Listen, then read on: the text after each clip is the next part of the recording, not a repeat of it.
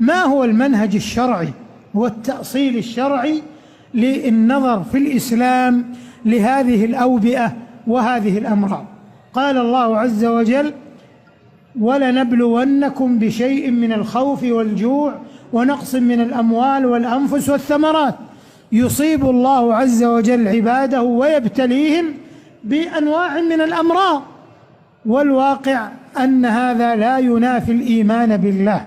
قل لن يصيبنا إلا ما كتب الله لنا، ولا التوكل عليه، ولا صدق اليقين بما من الله به علينا من أن لله عز وجل الحكمة البالغة والقدرة النافذة، فلا يحصل شيء إلا بقضاء الله وقدره، والمسلم دائما يؤمن بقضاء الله وقدره. الناس أمام هذه الأوبئة والأمراض طرفان ووسط، منهم من يتكل ولا يأخذ بالأسباب، ومنهم من يعتمد على الأسباب ويغفل الاتكال على الله عز وجل، ومنهم أهل الوسط فيتوكلون على الله ويأخذون بالأسباب. وهذا هو المنهج الذي سلكته هذه الدولة المباركة المملكة العربية السعودية في اتخاذ الإجراءات الاحترازية لمنع انتشار هذا المرض. قال النبي صلى الله عليه وسلم كما في حديث ابن عباس: إذا سمعتم الطاعون في أرض فلا تدخلوها، وإذا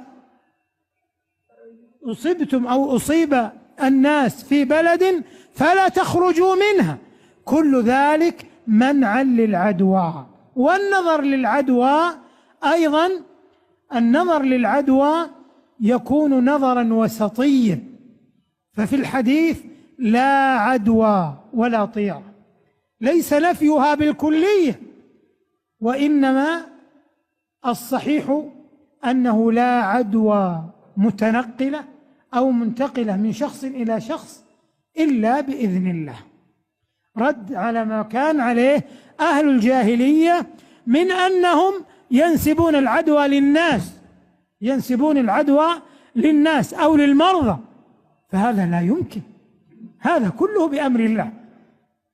ولهذا قال عليه الصلاة والسلام في آخر الحديث: وفر من المجذوم فرارك من الأسد، يعني اتخذ الأسباب.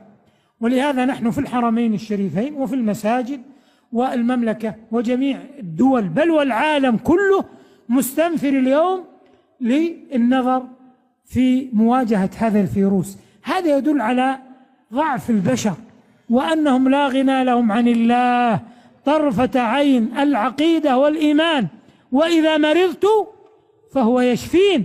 والله لو اجتمع العالم على أن يكافحوا هذا الفيروس لم يكافحوه إلا بأمر الله وقضائه وقدره. فليلتجئ العباد إلى الله وليتكلوا عليه، ولا يصاب الناس بالهلع والذعر والجزع والخوف.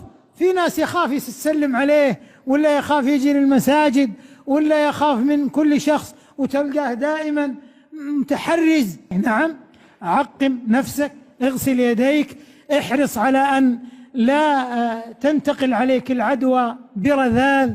ونحن أيضا في هذا المسجد المبارك وفي مسجد رسول الله عليه الصلاة والسلام تعقم الأرضيات وتعقم السجاد والفرش 10 مرات يوميا قبل كل صلاة وبعد كل صلاة من اتخاذ الأسباب. هذه الأعمال الاحترازية هي من السنة، والحرص على أن يأخذ الإنسان بها ولا ينافي الاتكال على الله. ولهذا لما ظن بعض الناس أن الجرب يعدي في الإبل قال: من الذي أعدى الأول؟ إذن الأمر بيد الله سبحانه. فليلتجئ العباد إلى الله وليحتاطوا بأخذ الأسباب ويتوكلون على الله. والحمد لله أن الأسباب المتخذة كلها موفقة وكلها مسددة. ولا يقولن قائل: لماذا تمنع العمرة أو لماذا يمنع المجيء إلى الحرم هذه الفترة؟ كل ذلك تحقيقا للمصالح الشرعية لربما إذا تساهلنا في الأمر أن تحدث كارثة لا قدر الله، فنأخذ بالأسباب وما هي إلا برهة، وتنجلي هذه الغمة عن هذه الأمة بفضل صاحب الفضل والمنة سبحانه وتعالى.